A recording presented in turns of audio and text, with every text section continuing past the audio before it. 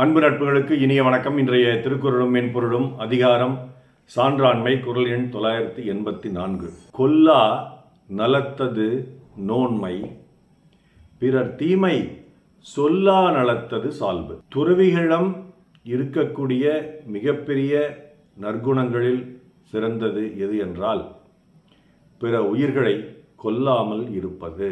பெரிய மனிதர்களிடம் இருக்கக்கூடிய அனைத்து நற்பண்புகளிலும் ஆகச்சிறந்த நற்பண்பு என்ன என்றால் பிறர் தீமையை சொல்லாமல் இருப்பது.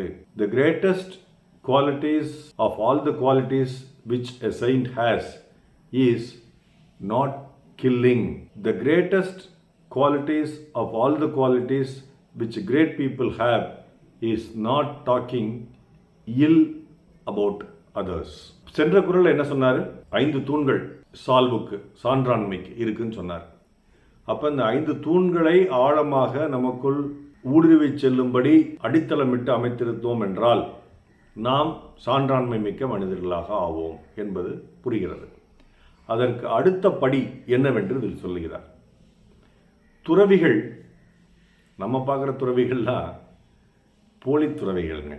மிகப்பெரிய ஆசிரமம் கட்டிக்கிட்டு அதன் மூலமாக மிக அதிக வருமானம் பெற்றுக்கிட்டு புறம்போக்கு நிலத்தை வளைச்சி போட்டுக்கிட்டு காட்டு பகுதிகளில் வனப்பகுதிகளில் ஆசிரமங்களை வச்சுக்கிட்டு இன்னும் சிலர் மாது என்று கேலி குத்தாட்டம் போட்டுக்கொண்டு இருந்துக்கிட்டு பெரிய வான ஊர்தியில் பயணம் செஞ்சுக்கிட்டு பெரிய பெரிய நபர்கள் எல்லாம் தொடர்பு வச்சுக்கிட்டு இருக்கிறவங்களுக்கு பேர் துறவி அல்ல. உண்மையிலேயே எல்லாவற்றையும் துறந்து வனத்திற்கு சென்று நோன்பிருந்து வாழ்கிறார்களவா, அவர்கள்தான் துறவி. ஏனென்றால் அவர் வாழ்க்கையிலேயே எந்த பற்றும் இல்லாமல் இருப்பவர்கள். இவங்களுக்கெல்லாம் இருக்காது. வாழ்க்கையில் பற்று இருக்குதா? சாதாரணமாக இருக்கக்கூடிய குடும்பத்தில் இருக்கக்கூடிய இல்லறத்தில் இருக்கக்கூடிய நம்ம விட அதிகமான பற்று அவங்களுக்கு தான் இருக்குது. யாருக்கு? இந்த போலி துறவிகளுக்கு. ஆனால் உண்மையான துறவிகளுக்கு இதில் எதுலையுமே பற்று இருக்காது. கந்தலாடை அணிந்து கொண்டு, கசக்கை கட்டிய கந்தலாடை அணிந்து கொண்டு இறந்து உண்டு தனித்திருந்து மனதை அடக்கி வாழ்வதுதான் துறவிகளினுடைய இலக்கணம். அந்த இலக்கணத்தில் அவர்களுக்கு பல நற்பண்புகள் உண்டு. உதாரணமாக துறவிகளுக்கு கோபம் வரக்கூடாது. ஆனால் நாம் படித்த பல துறவிகளுக்கு, விஸ்வாமித்திரர், வசிஷ்டர் போன்ற பல துறவிகளுக்கெல்லாம், துர்வாச முனிவர் போன்றவர்கள்லாம் கோபம் சொல்லுன்னு வந்துடும். ஆனால் துறவிகளுக்கு கோபம் வரக்கூடாது. எந்த பொருள்கள் மேலும் பற்று இருக்கக்கூடாது. எது கிடைக்குதோ அதை சாப்பிட்டுக்கிட்டு கிடைக்கிற இடத்துல படுத்துக்கிட்டு வாழ வேண்டும். பொறுமை, சகிப்புத்தன்மை இதெல்லாம் அதிகமாக இருக்கணும்.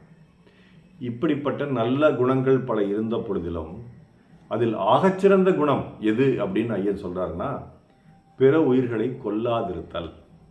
இது எல்லாமே பண்ணிக்கிட்டு 3 நேரமும் சிக்கன் பிரியாணியும் மட்டன் குருமாவும் இன்னும் என்ன விலங்குகள் வேட்டையாட தடை செய்யப்பட்டிருக்கோ அந்த கறி, மான் கறி, முயல் கறி, இந்த மாதிரியெல்லாம் சாப்பிட்டுக்கிட்டு வாழும் மனிதர்கள் அல்லது வாழும் துறவிகள் அல்லது யாராவது ஒருத்தர் தனக்கு கோபத்தை ஏற்படுத்தி விட்டார் என்பதற்காக உடனடியாக அவரை கொன்று விடுவது, இந்த மாதிரியான குணம் கொண்டவர் ஒரு நல்ல துறவியானா கிடையாது. அவர்கிட்ட எவ்வளவு நல்ல குணங்கள், துறவிக்கான குணங்கள் இருந்தாலும் இவங்க நல்ல துறவி கிடையாது. அவங்களுக்கு இருக்கக்கூடிய ஆகச்சிறந்த குணம்னு எதுவாக இருக்கணும்னா பிற உயிர்களை கொல்லாமல் இருப்பது அப்படிங்கிறது தான்.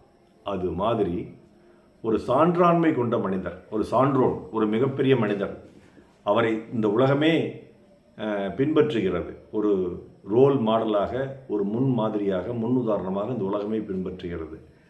ஆனால் அவர் வாயத்திறந்தார்னா எப்பொழுதுமே பிறர் தீமையை பற்றியே பேசிகிட்டு இருப்பார்.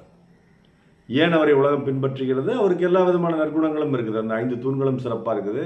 பெரிய மனிதர் தான். ஆனால் இந்த ஒரு குணம் மட்டும் அவருக்கு இல்லை.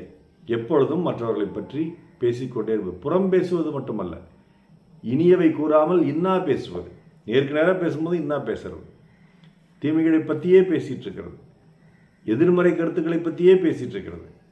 இப்படிப்பட்ட சிந்தனை கொண்ட ஒரு மனிதர் மீது எல்லா நற்குணங்களும் இருந்த பொழுதிலும் அவர் ஒரு சான்றோராக, சிறந்த மனிதராக, முன் உதாரணத்திற்கு பின்பற்றக்கூடிய மனிதராக கருதப்பட மாட்டார். அப்படிங்கிறது தான் ஐயன் சொல்லக்கூடிய ஒரு அற்புதமான பொருள். அப்போ என்ன பண்ணணும்? சான்றோருக்கான மற்ற குணங்கள் எல்லாமே இருந்தாலும் சரி, பிறர் தீமைகளை அவர்கள் முன்பாகவோ அவர்கள் இல்லாத பொழுதோ அதை பற்றி பேசிக்கொண்டே இருக்கக்கூடாது. அப்போ தீமைகளை சுட்டி காட்டக்கூடாதுன்னா சுட்டி காட்டலாம். தனிப்பட்ட முறையில் அவரை கூப்பிட்டு மெதுவாக, அன்பாக, அமைதியாக சுட்டி காட்டலாம், தவறில்லை.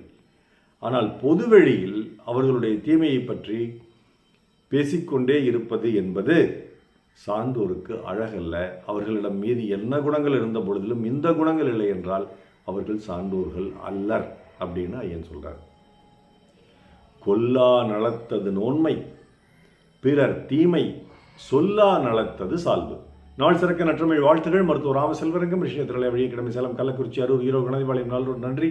டாக்டர் செல்வாக்கர் யூடியூப் சேனல் ஷேர் பண்ணுங்கள், லைக் பண்ணுங்கள், கமெண்ட் பண்ணுங்கள், சப்ஸ்கிரைப் பண்ணுங்கள். வணக்கம்.